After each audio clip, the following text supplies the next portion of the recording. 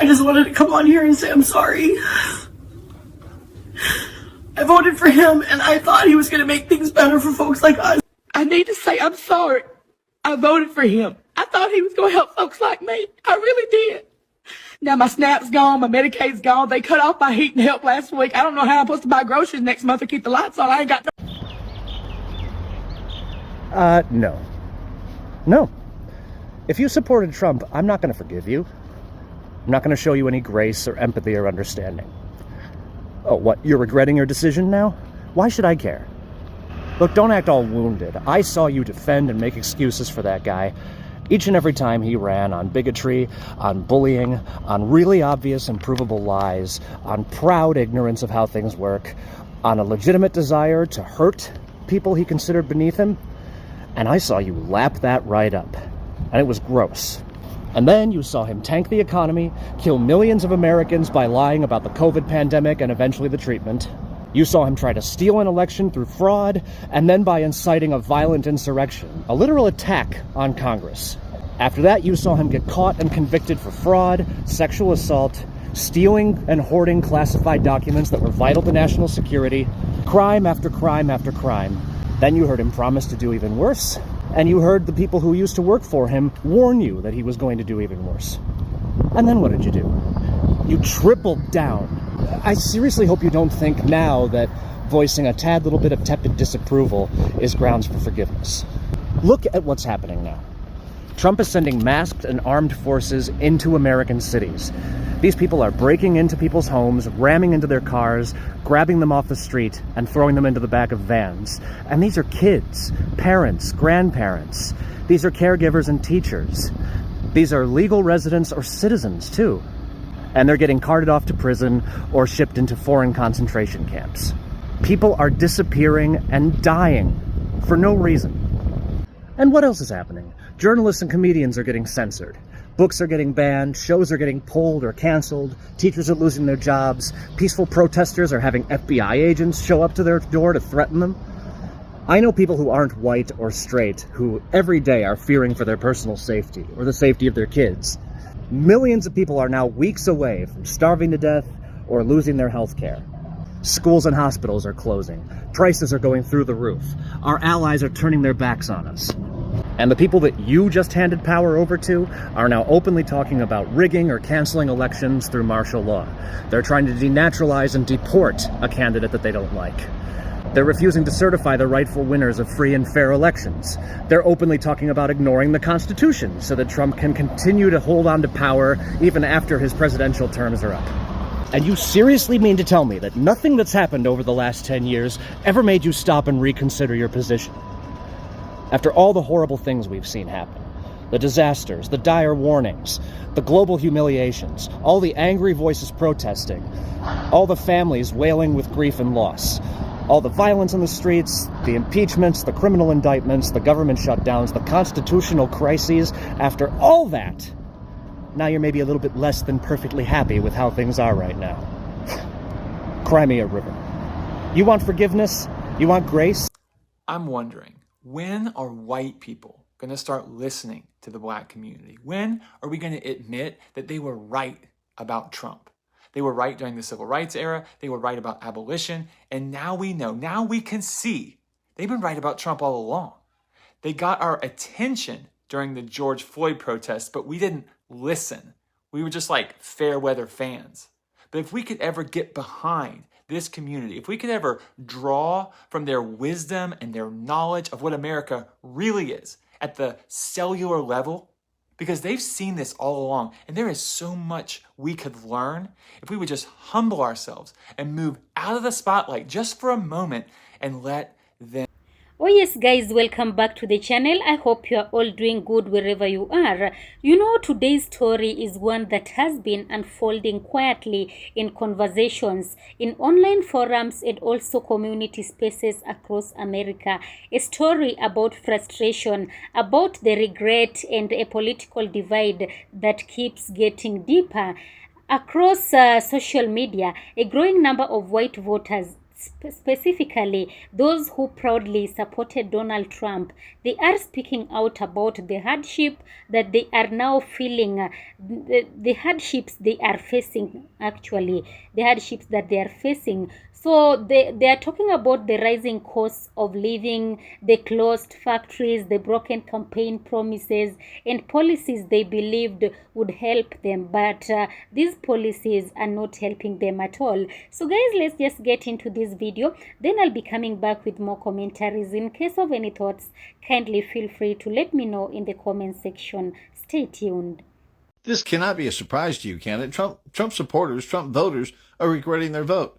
NBC did an interview with a woman who's 63 years old, who's the caretaker of her 26-year-old daughter, who relies on SNAP benefits. I don't know exactly what the girl's issue is, but she relies on these SNAP benefits just to survive, day-to-day survival. She's the 63-year-old woman sitting back and saying, well, why are they doing this with the ballroom? There's $350 million being spent there.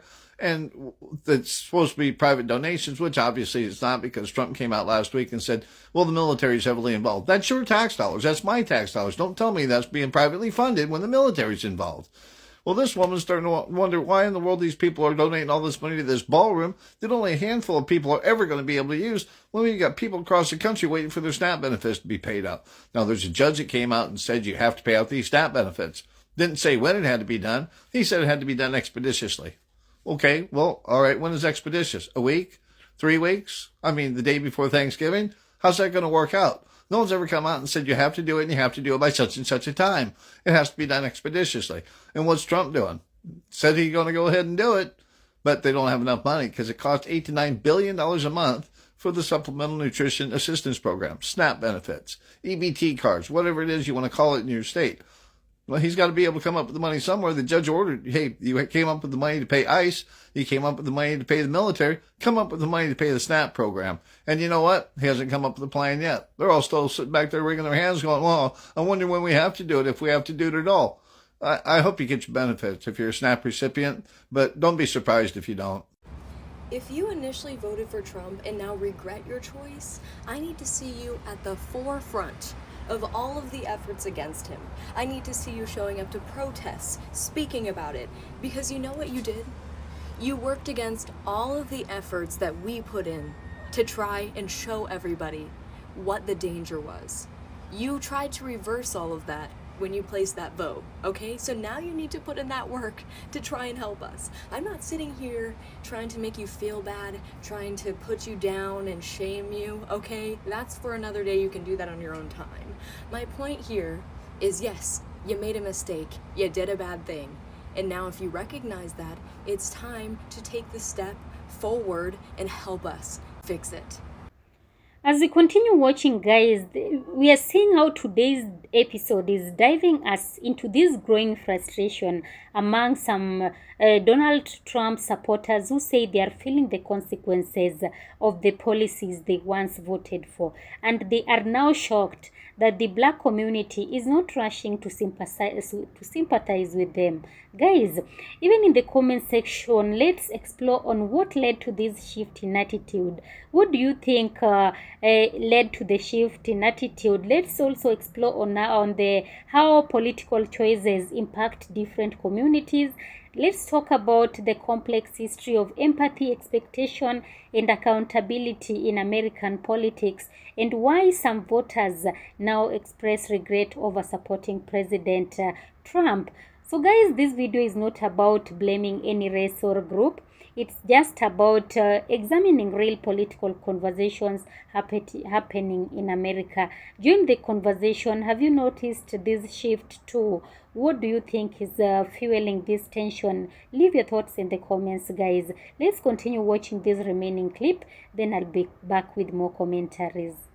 If you feel hopeless right now, I'm here to say some Trump supporters are actually regretting their votes. Estimates as high as 1 in 4 people who voted for Trump regret their votes. And on anonymous forums like Reddit, people have poured out their feelings about how much they regret voting for him. People like farmers who have been upset that they're not getting support and money is going to Argentina instead of them. Young voters who feel manipulated by the Maga movement.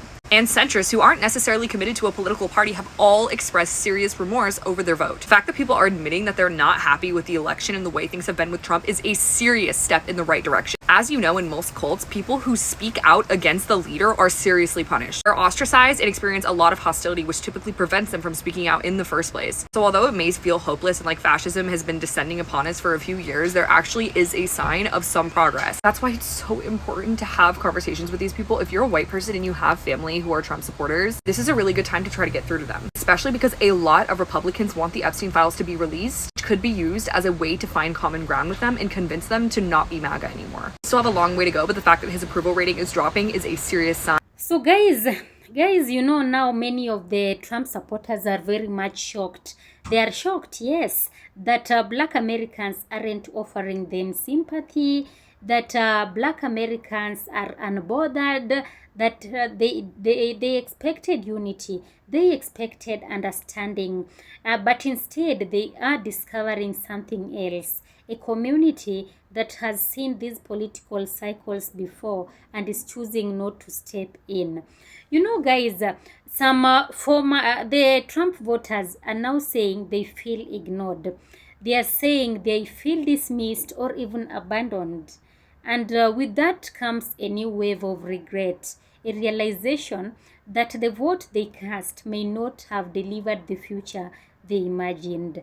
But to understand this moment, you have to understand the history.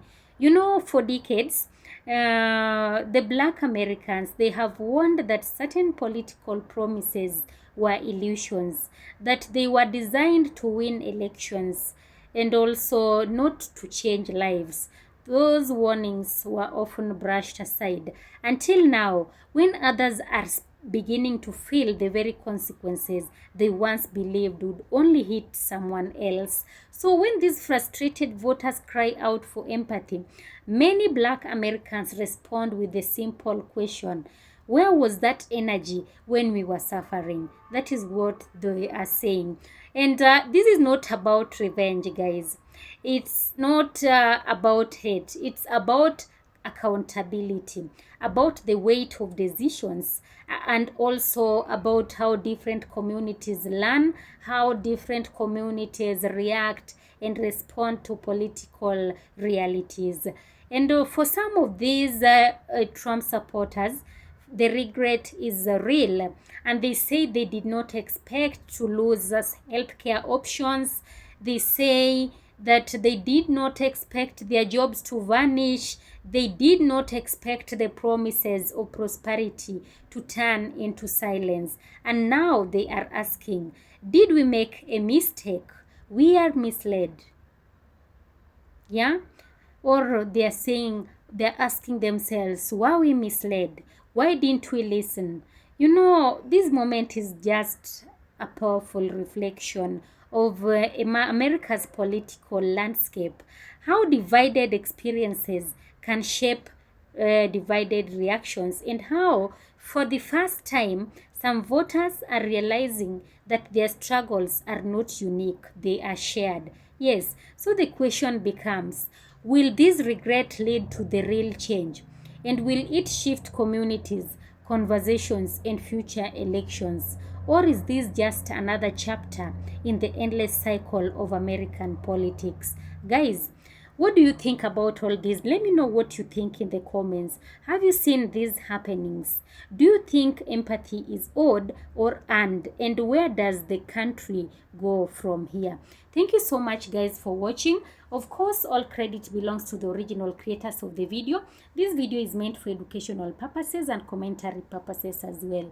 Thank you so much for watching. Kindly like the video, give the video a thumbs up, and also subscribe and turn on the notification bell. Hit that notification bell so that you don't miss on more conversations like this one. You don't miss on more discussions like this one and many others that are coming, that are yet to come. And also, guys, share this video widely for it to get to a wider audience. Thank you, be blessed, and have a nice time. Peace be with you. Lots of love. Bye bye.